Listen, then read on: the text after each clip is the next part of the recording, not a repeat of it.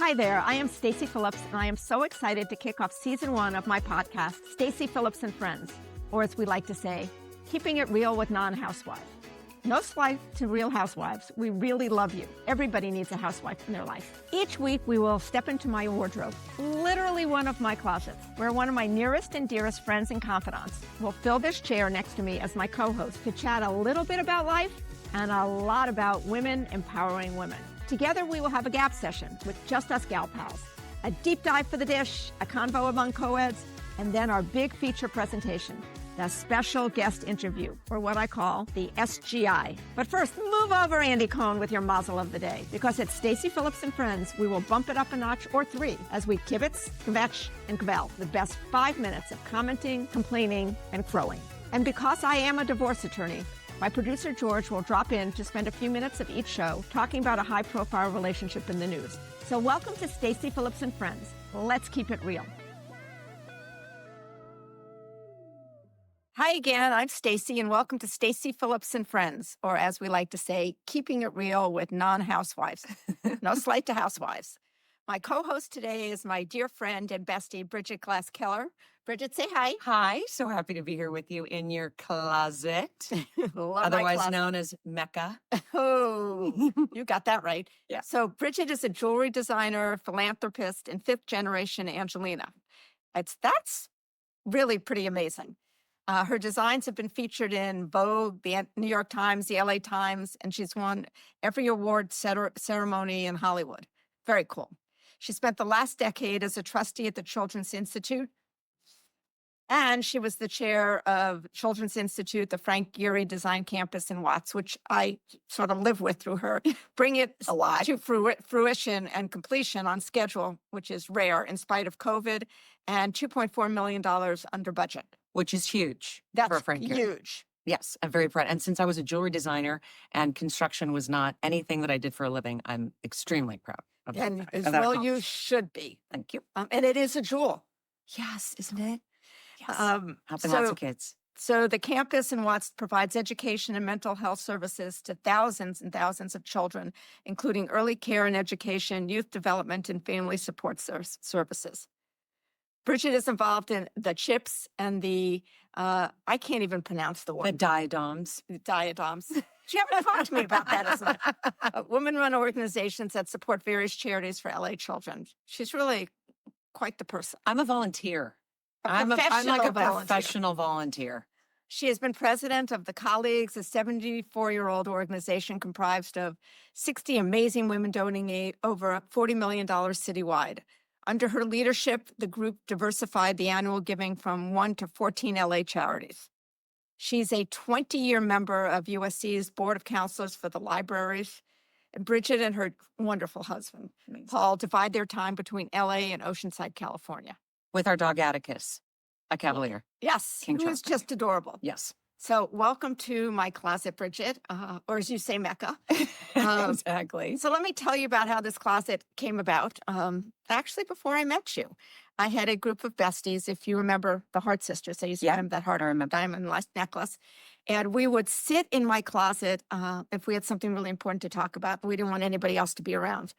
And invariably, as we were talking about important things, one would like, oh, can I borrow this? Can I borrow that? And so I decided that when I converted this room into both a place for my work boxes and my clothes, that seemed like the appropriate place to do the show. And since we met as professionals, though, at Neiman Marcus. Wait, can I tell that story? Tell that story. John Martin's, the beloved GM, it was his second retirement, and he gathered maybe 6 of his favorite women and clients at a lunch. And it was a few months later, and my husband was in need of a family law attorney. And one of my friends at that lunch said, oh my gosh, you should call Stacy Phillips.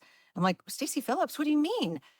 She's a nice housewife who buys a lot of clothes at Neiman Marcus. And she's like, no, she's like the biggest badass family law attorney there is in Los Angeles. So just to remind you, at this lunch, I didn't talk about what I did because I tend not to, but also because one of the guests at the lunch, I knew what she spent at Neiman's because her husband had consulted with me. So I kept my mouth shut so I wasn't asked a lot of questions.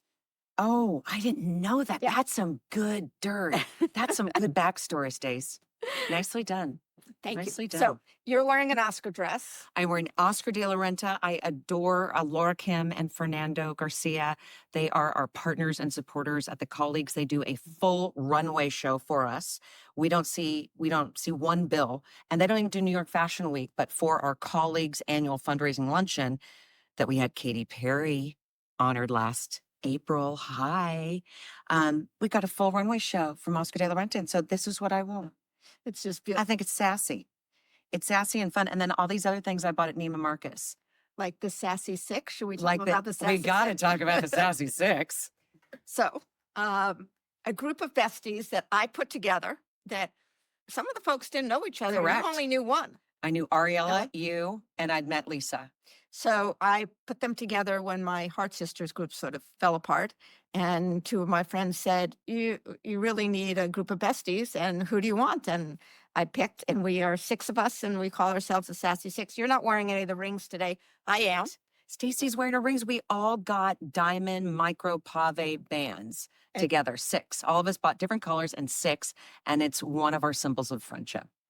And I'm wearing it. It matches my shoes and your dress. Yes, very coordinated. I love it. So I'm wearing Actress. You're wearing Verdura jewelry. Fetter and a little David Webb, and a little shout out to my Aquazzura boys. You can't see the shoes, but they're fabulous. Well, normally I wear Jennifer How's Schmidt that? shoes. Those are gorgeous. Could you see the stones there? Nice. Got a little leg in there too. There's no shame in that, even though it's a podcast. Uh-huh. I told my producers that we would have the best conversation about clothes. So, I hear the bell. That's my producers telling me it's time to get going with our Kibitz, Kvetch, and Kvell. Now, for those listening, Kibitz is to chatter, Kvetch is to complain, and Kvell is to, as my dad would say, bust your buttons. So you get a choice today.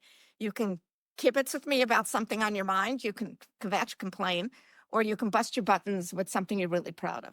Okay, and I have to just say, I know those 3 words because of my membership in the Sassy Six group, by the way. It's very helpful and very helpful. So I would like to Kibitz. Okay, what do you want to Kibitz about? And I want to Kibitz about love. Oh. And why I want to Kibitz about love is because I have never seen you as my friend so happy.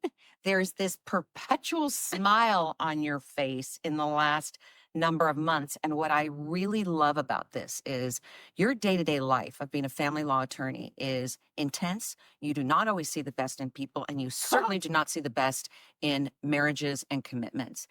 But what I love about you is you're a reminder that there's chapters in life constantly. And you are a living example of that right now. Thank you. And then, I could Kvell about my Paul all day long, but I think I was only asked to do one, so I'm sticking with it. Well, as you know, Paul has been one of my examples of a man that I would aspire to, because I love him as him, and I love your relationship that I've been watching since 2012. Oh, I mean, just think about that. It's a long time.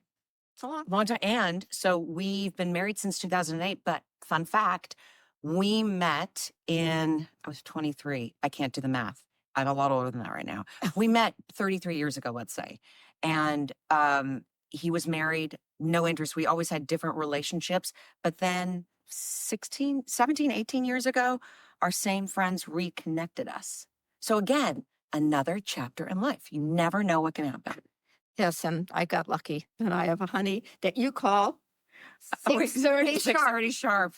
That is because the first time I went out with Brad, we went to the restaurant and he checked in and said 6:30 sharp. And I thought, oh my God, he's really anal. And then I realized, that's his last name. An uber punctual. Oh my God, I hear the sound of crying. No, it's not crying, it's laughing. That's because it's time for the relationship roundup. So, Bridge, who would you like to talk about this week? I don't know. There's so many options. Well, how about Margot Robbie? How about Margot? I'm wearing pink. I'm wearing Barbie pink. Barbie so pink. I don't, Wait, my shoes are Barbie pink. I actually call these my Barbie shoes. I love it. Maybe Margot Robbie is preggers. Margot Robbie's having a baby. Look at God bless her. baby. at age 34, which in this day is young, but in the old days is old. Right. Is age Kudos to her. 34 is age 34 considered a geriatric pregnancy? I think 35 is. 35, because you're just 1 year under that. My kids, I had at 31 and 36. A My mom had me geriatric at 39. pregnancy at 34 is 34 or 35 and under. That is astounding. Because in my opinion, you probably are better equipped to handle the raising of a child within yourself and also just your maturity level and all of it. So you know what? And I believe in timing. She makes me believe in timing. Totally. Good for her. I'm also like happy for her for this era. I think she's like got, you know, a crazy empire under her belt. She was one of the producers on Barbie. So she's definitely like built a comfortable nest for herself. She's probably like the perfect time to have a baby. You know, maybe she wasn't ready with like where she was at in her career earlier on, but I think she's just like at the perfect place. And also her guy's kind of cute. Have you seen what he looks like? I don't know if you guys can see. Her guy is hot. He's Oh, adorable. no, I just saw something. I'll check in on a little Daily Mail. I'm not going to lie. I like a Daily I'm Mail sort of moment. hyper aware, right? I get the notifications. We love Daily Mail. Margot Robbie's pregnant. Oh my God, who knew I needed to know that? That was fun. That was one fun more to find thing that I love about Margot Robbie. What's She's that? beautiful and in my opinion, talented and has done a number of things. But with Babylon, and there was something else, people were trying to blame her for their box office failures, which was ridiculous Crazy. and insane and not on her. And then I thought when the Barbie epicness exploded, I'm like, there you go. You go, girl. Yeah. There you go. Go, girl. Exactly. She's like a movie star. True movie star. Yeah. And she's been with her husband a long time. Oh, she has? Right. Apparently they met on the set in 2013. They married 3 years later, which is a while ago. So they've been together, and I don't know if she waited to get pregnant or if they had any issues. Not my place to. Pregnant Barbie wasn't going to be a thing. She could pull it off. Yes. But kudos to them. And We love her. Yeah. I agree. So that's the sound. That is time for our special guest interview, SGI, which is my favorite part of the show. And this week, we are very excited to spend time with Abbe Feder. I'm so excited to meet her. Me too. So we welcome Abbe Feder, certified life and fertility coach, CEO of Encircle Fertility, and the host of the Fertility Chick podcast. Love that name. She founded Encircle Fertility after her own struggles with infertility and loss. It's a big deal. Abby's experiences were life-altering, and her natural next steps was supporting others as they navigate this turbulent time and make it easier for folks so they can have an easier time than what she went through. She combined professional experience, industry know-how, empathy, and compassion to create Encircle Fertility to meet women wherever they are in their journey to parenthood, which you can achieve in so many ways. So, Abbe, you are a model of how to provide support and guidance for hopeful parents to find their resolution. We're going to learn a lot today, Bridge. Yeah. Excited.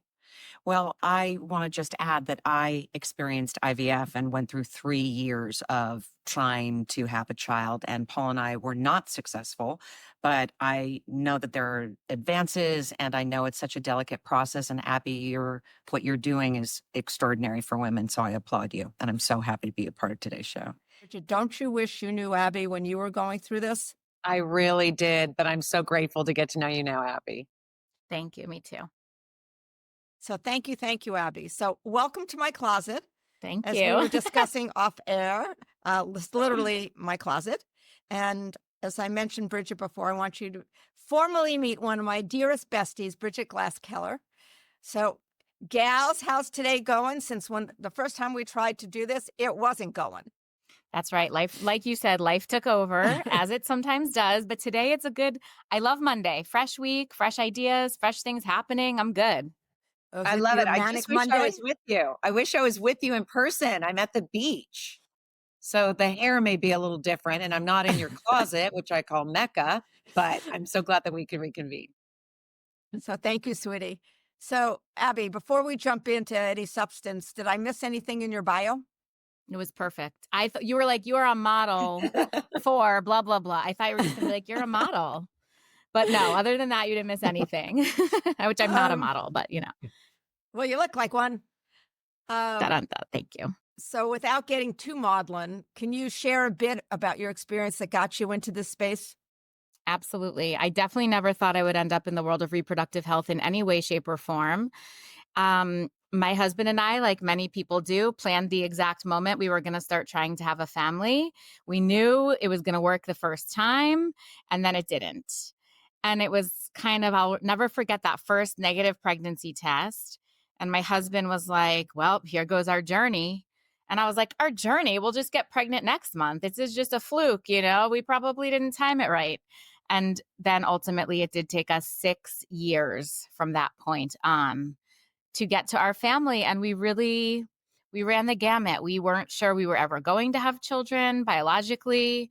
We were dealing with a lot of grief and a lot of, infertility. We are finally starting to talk about it more, but living with that for 6 years felt like mourning a loss every day for 6 years. It's a very heavy grief that you carry, because just like when you lose a person who's in existence, when you're going through infertility, you lose the dream you have of bringing these people into existence. And you're like, oh my God, what do you mean my life might not turn out the way that I expected it to? And I wasn't expecting that huge pivot. And so from dealing with that, it will always be a part of my identity. I think a lot of people said, well, once you have kids, you'll forget how you got there.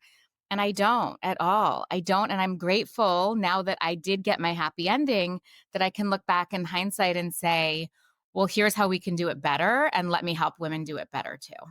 So what is your family now? I have twins. Today is their 5 3/4 birthday. We have 5 3/4 signs hung up all over their grandparents' house where we're staying right now. A boy and a girl. And, people will see me on the street and they'll be like, oh my God, boy and girl twins, one and done. You're so lucky. And I just want to say, well, one and done, and 6 years of heartache and hundreds of thousands of dollars and multiple losses. And yes, here's where my happy ending is. I will say that when I was a kid, I used to cheat at the game of life, and I would always put a boy and a girl twin in the back of the car as like when you win and drive off into the sunset. So I feel like in some universe, I manifested it, and it was just a really shit road to get here. But you did. Bridget wasn't quite as lucky. And do you want to share a little bit of your experience, Bridge? Sure. I mean, Abby, you articulated it so beautifully. And the only thing that I would likely add is there's this judgment out there sometimes if you don't have children. I have very powerful friends who were wildly successful who said, I don't trust women who don't have children. So, and then it wasn't for lack of trying. And I know personally, I wanted to make sure that I created a family, not just had a child. So I'm sure I could have had a child along the way, but I wanted it to be a family, and I waited for the right guy. And Stacy knows Paul and she have their own relationship and adore each other. And I got my guy, and we tried for our family. And you were so right. It's that monthly, daily, or when you think you do, you are pregnant, and then you discover you're not. It's the challenge, and people don't get it. People, especially people who are blessed to have children. I had one guy say to me, Bridge, I don't know how you do it. And I'm like, I accept.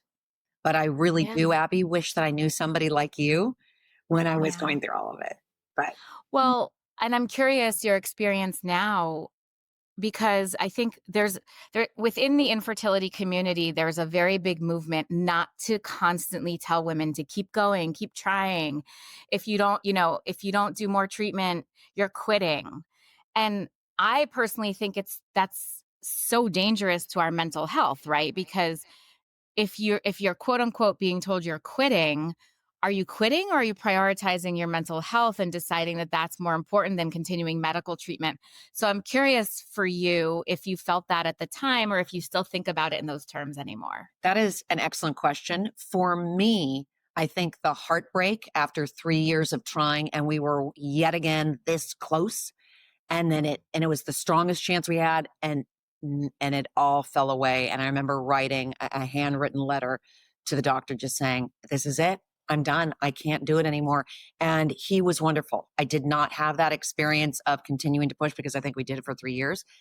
Mhm.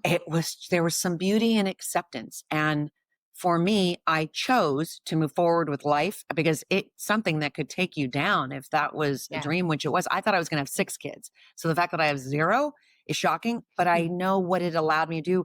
Paul and I share 17 godchildren. So I get to be Auntie Mame all over the place. And then what Stacy is well aware of this, I built a Frank Gehry project in Watts for impoverished and abused kids. So if I were running carpools and doing after school things and making lunches, I may not have had that bandwidth to finish that project. So I look at it a little bit like that. I love And that. maybe that's why you're put on this earth. Right? Yeah. I know, right? Yeah. Yeah. We all have our destiny. As I like to say, we plan, God laughs. Sometimes we Right. cry. So, Abby, how did you take your personal experience and morph it into a business? So it started actually because my husband and I, when we thought we were never having children, nobody was saying the right thing. Our loved ones, they wanted to help so badly and they all kept missing the mark, right? They're all saying the wrong things.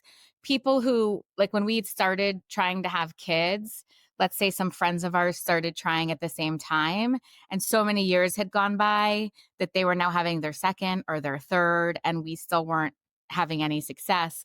And so we got a recorder and we just started recording our conversations and our fights and our treatment and our doctor's office. Now, this was before the podcast revolution. This was like 2017, 2018.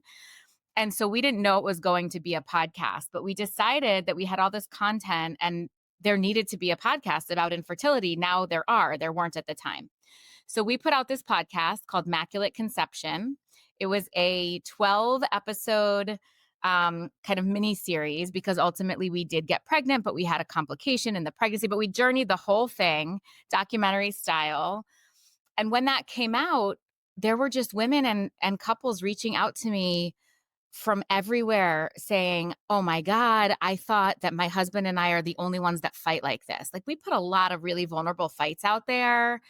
We put like, I made him take a sympathy IVF shot for me. You know, he was terrified and I had taken like hundreds by then. And I was like, you're such a weenie. You know, we recorded all of it. And it was like, it just resonated so deeply with people. And I realized from all these outreach touch points that even with the best case scenario, right? Like I present white, I'm a cis woman in a hetero relationship. I had access to therapy and a supportive family and a wonderful doctor. And I still wish that I would have had somebody who could answer all these questions along the way, or just tell me what it felt like, or just hold my hand and say, I don't know what to tell you, but I'm going to sit here with you and we can just cry it out. And I realized that that is really what the need is. And so I didn't know exactly what the business would be, but that was sort of the seed that got planted. And so I was, a mom of newborns. I felt very uncomfortable as a mom because I had been the infertile friend for so long that it took me a really long time to step into the identity of the not infertile friend anymore. And I was like, I don't know what I'm going to do with my life either now, but this had such a big impact. I know I have to do something with it. And so that is how Encircle was born. So how did you take it the next step? That was a very long answer to a question, by the way. That's a very it was good March. answer. Thank you. That's 100% truth. It was March 2020 when I sort of got all my ducks in a row, and I imagined I would have an office like a therapist, and people would come and cry. And then COVID happened, and I didn't have it exactly worked out. But what I started doing, there are a couple nonprofits out there, wonderful organizations, where you can do like peer mentorship, volunteering for somebody struggling through infertility. In particular, there's one for Jewish women, and especially Orthodox Jewish women who really don't have an outlet to talk about infertility because in their community, everyone's having many, many, many children. And I found them and I volunteered with them just to see if I really could do this and what it might be like. And they gave me some training. Sure. And I just saw the need was so vast, I had to run with it from there. And so from that, I would volunteer for a couple other ones. I had friends that were going through it and I would start sort of guiding and coaching them and they would start writing me testimonials. And it all grew pretty organically from there. And then I decided, I do come from a behavioral science background, but I decided to get certified as a life coach because look, infertility coaching, it's still the Wild West and kind of so is life coaching. There's not guidelines, rules, FDA. And so I just felt like it would give me a leg up in terms of what I could say I was doing in terms of my career. And so it really evolved from there. And I will say, especially compared to 5 3/4 years ago when my children were born, there are so many more resources now because so many of us, and I'm sure like Bridget, you can agree, were like, enough. There has to be a kinder, gentler, more compassionate way to go through this. And so networking within this community of other businesses who are set up to help as well, we've all sort of helped each other grow. And that is really, I mean, the business grew pretty quickly from there. Do you counsel or support women or couples or men in an office like you visualized by Zoom? Great question. So yes, when March 2020 hit and the Zoom revolution took over because of COVID, I was like, oh, I guess I could try this on Zoom. I just didn't think it would be personal enough. And as we all know now, it was the new beginning. And so it's ironic because I live in LA, but I assumed everyone would be in LA, and most of my clients are actually not in LA. So it gives me the opportunity to work with people anywhere. And it's really nice because I'm not a therapist, so I'm not bound by the rules of licensing in a certain state.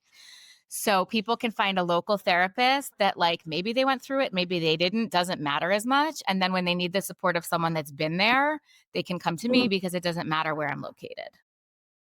Awesome. And clients find you online and word of mouth? Online, Instagram, a lot of word of mouth. Referrals are everything to me. Resolve.org, which is the National Fertility Association, creating education and awareness. They're an amazing nonprofit. They do all of the, when legislation is being passed, of which there's quite a bunch recently. They lobby the senators. They give out material to all of us advocates so that we know what we're fighting for. So they keep a list of resources. And, if you're struggling and you're Googling everything, because trust me, you're Googling everything. My boobs hurt for one day. Does it mean I'm pregnant, right? You go down these rabbit holes, you might end up finding Resolve, and Resolve has lists of resources available to help with infertility. I'm starting to work more with clinics directly, which is like my ultimate dream because I wish that every clinic would have an in-house fertility coach. They don't, but we're working on it. And so I have doctors and clinics that will refer and recommend me, which means everything. I assume different OBGYNs, especially the ones that deal with trying to get people pregnant. Yeah. It's interesting. I would love more OBGYNs to refer me. By the time people come to me, they're usually already seeing a fertility doctor. Or they've had at least a consult with a fertility doctor, or maybe they've gone to the website and they're not ready to take that step yet, but they're just sort of dabbling around. And so if I can be listed on those sites, it's really helpful because I love helping people make the decision of which doctor and clinic to go to, because sometimes it's not a match. And it's like the stakes are so high and you're terrified to start looking somewhere else. And you just need some validation that like this is not a great way to be treated and you deserve better. And let's find the right place for you. Right? God bless. Amazing. Yeah, and that's God for bless. any medical issue, like so not just infertility. I mean, I'm going through my head like somebody very close to me went through 11 IVFs. 11. Then she had her daughter, and second go round, she decided to use a surrogate, and she had an egg and a sperm from the same dad. 11. I mean, that's 11. I did 8, and I consider myself certifiable. So 11 is like insane. It's so hard. Give her a lot of credit. 6. Brutal. 6. Yeah. And what we also don't get to really talk about is the change in your body from taking all those hormones. And I kind of wish I hadn't, but I remember one of our neighbors saying to their daughter, "Oh, Bridget's obviously on the fertility meds again." Right? I know. Because I was puffy. I was so puffy. I can always look back on the pictures and go, "Oh, IVF cycle." I can tell. Yep. Yep. Wow. That's just rude though. Anyway. I know, right? Anyone listening, don't ever do that. Exactly. Exactly. Without giving away all of your advice, what are some of the most important tips you give to some of the struggling families? And I don't know if you counsel as women, women in same-sex relationships, opposite-sex relationships. Couples. Couples. Yeah. So Men. basically how it usually works is the woman finds me and it's very rarely a same-sex couple. And I'll tell you why is because in a same-sex couple, you're already expecting to have to go through treatment. You know it's part of your family building journey. People who come to me are at their right there. It's a shock to them. They didn't think it was going to turn out this way. It's not what they were expecting. So there are cases, of course, with same-sex couples where even though they expected it, it's not going how they thought it was going to go. And yes, I work with them. Usually it's the woman in a hetero relationship that finds me. The husband is like, why are we spending more money on something? I meet with both of them together. And then the husband's like, oh, now I get it. This is going to help both of us. It's going to help you. It's going to be your outlet. It's going to be your support system. And sometimes the woman will come in and for one of our sessions and she'll bring her husband and sometimes she won't. And I completely leave it up to her. I'm not a couples therapist. I don't claim to be a couples therapist and I will not counsel them on like anything involving their marriage. The only lens that I look through when I talk with them is what is best for the two of you to get your journey to parenthood further. Like how can we further that goal? And it's a lot in this day and age of texting and emailing. And, you know, the texts range from like, I want to punch my sister-in-law. She's pregnant again and she's, you know, only 30 to, wait, what did we talk about that I was going to ask my doctor? I'm about to go in and I completely forgot.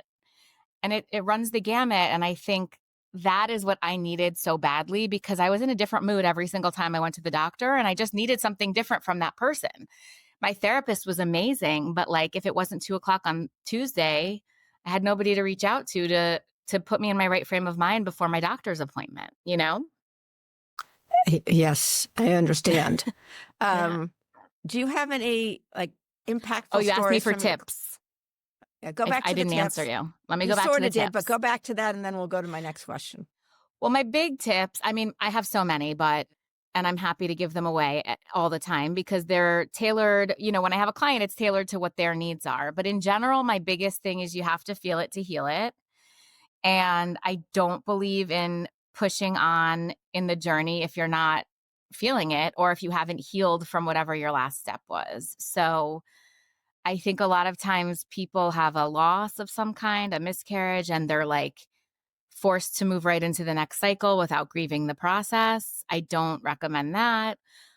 Alternatively, if all you can think about is moving on and your doctor wants you to slow down and maybe wait, like let's dissect that and figure out what's best for you. We are often very nervous to question our medical professionals or tell them that maybe our gut isn't feeling the plan that they're laying out there. So I will always provide that kind of validation to make sure we're doing what's best for the client. So feel it to heal it is a big one. And, you know, this is a very hard one and it's not fair, but ask for the support that you need. And if that means boundaries, I'm all for it. If the answer is like, no, I will not go to your baby shower. No, I will not I can't go to your wedding because I just can't be around people and tell them what's going on. Your mental health is priority. So that's what we always have to follow on the path.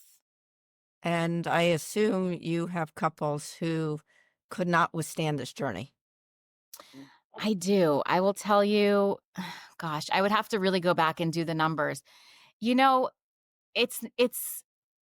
I like to look at it as they pivot, right? They pivot to the shock. They go from the shock of, and maybe, you know, Bridget, you can probably articulate this better, but the shock of, oh my God, this isn't what I thought my life was going to look like, to really what you did do, Bridget, which is, oh my God, there's so much beauty in my life that I don't know if I would have discovered otherwise. And you know what? That's exactly right. And I also feel that I was very blessed with my Paul because he constantly said, sweetheart, I didn't marry you to have a child. I married you for you. We're going to have a great life. So I didn't have that pressure from my partner that could have been very real that I'm sure some people do, you know, the family name, Definitely. the lineage, whatever it is. So, yeah. And you're lucky too, because I find even a lot of people, women, think that pressure's there, no matter how many times the husband says it's not. They feel so much shame and guilt that if they feel like they're the problem, Yeah. which is ridiculous because if the roles were reversed and you knew that it was a diagnosis of your partner, you would not go hard on them. You would go so easy on them. So you're blessed that you listened to Paul and that you were able to see that that was what he married you for, not, anything more. It's awesome. There were two movies that'll still get me. The movie Up. Yes. The cartoon, right? Okay, that got me. And then the movie Julie and Julia. Remember how the gal, and when Julia Child reads the letter about her sister getting pregnant and she falls into her husband's arms, and it's like, oh, that's me. My God, totally. I just got goosebumps on both of those. I know. Those are really good ones. Little triggers in everyday life that are unexpected. Yes. So you navigate them. You just navigate them. And talk about it. And talk about it. And talk about exactly. And talking about it is the whole feel it to heal it. Like acknowledging, it might have been 20 years ago that we were doing this, but it still comes up. And that's the thing about triggers. You never know when or where they're going to hit, That's for sure. Yes. Yeah. True. Do you have any, I'll call it impactful stories or really good examples or poignant stories from individuals or couples that you've counseled? There's so many. I mean, I can tell you, and if I were going through infertility still, I would hate the story I'm about to tell, but I can tell you that I have more than one client, but one in particular who I'm thinking of who went through literal hell and finally decided to go through with surrogacy, found a surrogate, had a great surrogacy experience, went to pick up her baby via surrogacy and was like, I don't think I've gotten my period in a couple weeks, and was pregnant, quote unquote, naturally. I hate the term naturally, but without assistance. So she ended up having 2 babies within 6 months of each other, one biologically and one via surrogate. Oh my God. And so the new name for that within this world, because it does happen more often than you'd think, is twiblings. They're not quite twins, but they're not just siblings. They're twiblings because they're within, a certain time frame.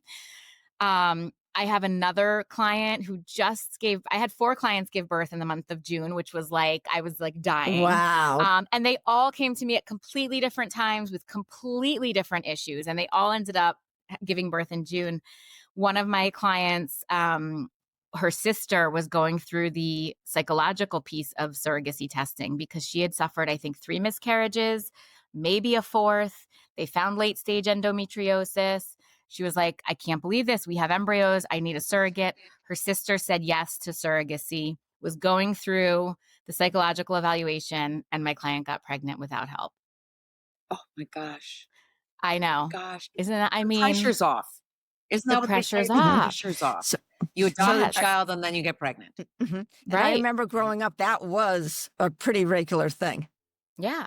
And I get it. But when you're going through it, you can't help the stress. You can't, right? It's so much on you. And then you end up stressing more about the fact that you're so stressed. It's like a never ending cycle.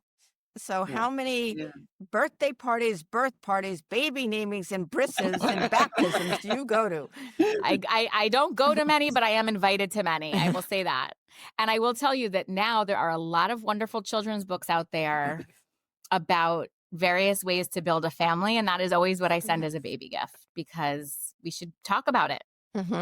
That's lovely. That's really beautiful. How do you counsel your clients? I guess you call them clients, not patients, to stay positive in the face of sadness. I mean, I'm a divorce lawyer and I'm constantly having to encourage my clients to be positive in a awful situation. Yeah, I mean, mindset can be everything. I think part of it goes back to the feel it to heal it. And if you're just not feeling positive, then I like to give like what I call a pity party timeline.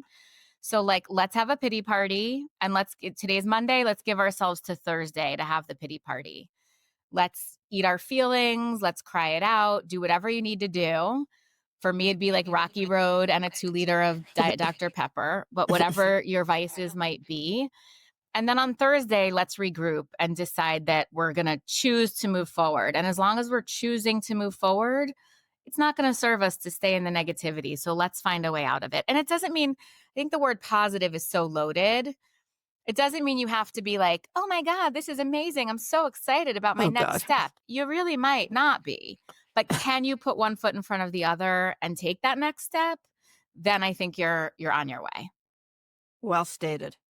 So, Bridge, do you Thank have you. any questions or things you want to share with Abby? You know what I really want to comment on? I mean, both of you are dealing with people in very vulnerable times with marker events in life, truly two of the most important things in life. And you're also dealing with defeat. I don't want to use the word failure, but you're so right, Stacy, how you're asking Abby, how do you keep up the hope? And Stacy, you do the same thing. So for me, I'm so blessed to be sitting here with you and knowing that you're putting out all that good juju, because we all need to move forward. I mean, my husband always says it's about the windshield and it's not about the rear view mirror. So you're helping people with the rear view mirror, but I also really respect, Abby, your knowing that we have to feel and be honest with where we are emotionally in order to move forward. And Stacy, you do that all the time. You know, people could throw in the towel, but they don't. And you help get them through it. And so bravo to both of you. Honestly. Thank you. Honestly. Bravo. Thank you. Well Thank done. you. Thank you. It's true. I'm curious, Stacy, how you get your people through it too. It's very hard. The divorce piece is very hard. It is. And I can explain from professionally, personally, and that life can look really beautiful on the other side. It's just, as you said, it's a different life than you expected. Yeah. But you have to look at the positive, the silver lining. And if you were in a really bad marriage, it is a blessing. Totally. My parents are divorced, and I can tell you they divorced when I was 3. I cannot ever imagine them together. And the best thing they could have ever done for me was to separate. So, and I know, again, it's like hindsight's always 20/20. And going through divorce is terrible as the people going through it. But like, there's life after divorce, and it's usually pretty good, you know? So I wrote a book, Divorce Is Out. It's all about control, how to win the emotional, psychological, and legal wars. And in it, I describe, and we all know these people. You're having dinner with somebody, you meet somebody, and they're talking about their divorce, and you think, oh my God, you know, this just happened, and it happened 20 years ago. Because that person couldn't get past it. You know, you say you have to feel to heal. They never healed. Yeah. And they could take your advice and move forward with their life, because we have one life. Right. I do believe in past lives and future lives, but in this life, Me we too. have one life. Yes. So you got to make the best of it. And as Paul said to you, Bridge, going to have a beautiful life. And you do. And you do. He was very right. And Bridget, you seem very healed. I don't know if there's that. Did you do any, did you do hard work on it, or were you just resolved to? I'm a big believer in doing that work. I so agree with you about feeling the feelings, because it could have been something I carried around like a U-Haul, and that would have ruined my life. And there was something, I remember a woman, a single mom by choice, and we were going through it all at the same time, all the challenges. And I remember going to her baby shower, and she pulled me aside and she said, Bridget, I thank you so much for being here. I could never have done this for you. And I was like, it's okay, because I can celebrate you. Just because it didn't work out for me doesn't mean that I can't be here and fully present for you. And that reason I know I could do that is because truly, Abby, you're right. I did the work. I mourned it during it. I did all of it. I believe in meditation. I believe in a lot of that stuff. And as Stacy is saying, you choose to go forward. And it's not easy. I'm not saying in any way. I mean, literally, I will still hear the Kenny Loggins song, Danny's song. Yeah. Is that the one? Even though we ain't got money, I'm still in love with you, honey. Yeah. And they're like making the baby's room. That will still make me cry. So I can't say it that. It makes me cry. Right? Yeah, same. I can't say that I don't sometimes go, but sometimes when I see bad things happen in the world, I go, okay, it's okay. It's one less being I've got to worry about. But then I can't help it, because again, we've got 17 godchildren. So, you know, I'm always loving and sending an anti-mating. So I can't wait to meet your kids, Abby. I can't. I was going to say, when I'm back in LA, we need martini. This needs to have martinis with it or something. Oh my God. Yeah. Absolutely. Exactly. Yes. So Abby, what did you think your professional life was going to be like before you planned and God laughed and you pivoted? Really great question as well. So I moved to LA as an actress, like so many of us do, in my 20s. I had gone to drama school. I'd gotten my SAG card. It was my time. And I hustled. I did all the things. I waitressed. I hustled. But I've been a part of various theater companies, and I've always really had a special place in my heart for just really storytelling. And like when I dissected why I was doing what I was doing as an actress, or I had even as a waitress, or when I worked at various jobs as like an assistant or marketing, it was always to have an impact on someone's life that has a story and really this human connection. So in some ways, I think I've done so many jobs that are all over the place, but they really all have the same through line, which is this one-on-one, like being able to heal somebody by sharing stories, telling stories, listening to stories. And so I will tell you, every now and then I still audition for something random will come up. I married a filmmaker, classic Hollywood couple, and he's still very much in the business. But that hustle does not feed me anymore like it used to. And having the more immediate gratification of knowing that I'm impacting somebody as opposed to putting it out there and hoping for the best is really way more fulfilling for me. And I love it. Well, as I said earlier, you're doing God's work. Thank you. As are you, my friend. As are you. Well, and Bridget, the non-God's work is being a jewelry designer. It's just something that I love. But she's a philanthropist. I mean, I know. I was going to say the philanthropy and the Gary Center, that's God's work too. It's good. Yeah. It's helping a lot of kids. Yeah. Yeah. So that's that. There's an impact there. So I'm proud of it. Yeah. She had multiple very horrible days in years to get that thing built early and under budget. Now, wouldn't your husband resonate with that? Filmmaker? Definitely. No, it's so easy. Right, exactly. So have any questions for us? Well, I was going to ask you, Stacy, from the divorce attorney perspective, do you have more and more cases where there are like embryos involved? Yes.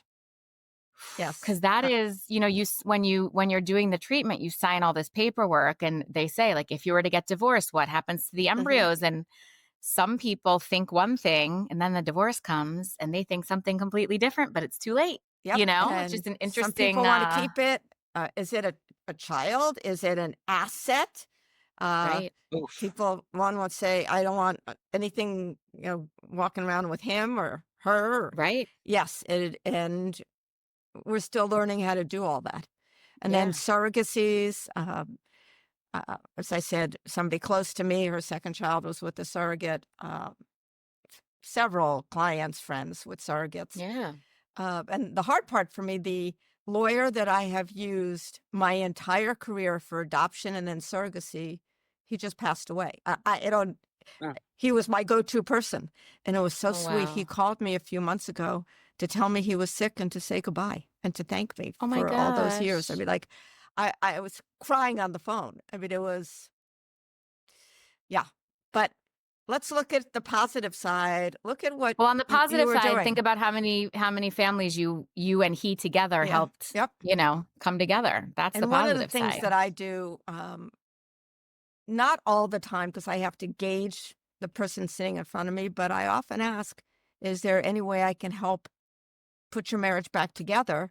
We're going to counseling help, and I have pushed them or called an opposing counsel and say, can you talk to your client? Can we save this marriage? And I've been successful on, a couple of hands.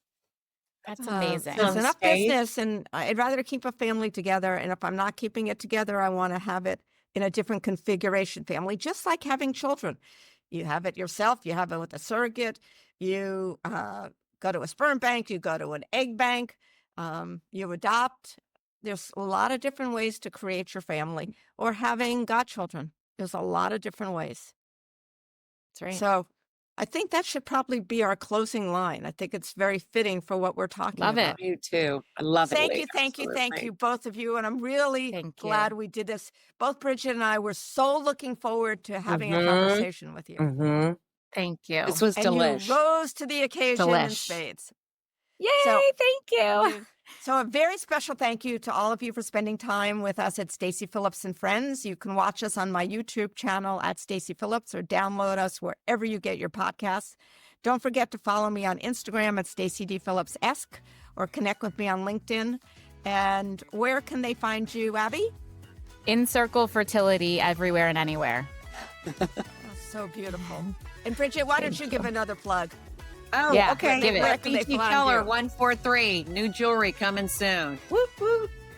So see you both again soon. And remember, love and families will always be in fashion.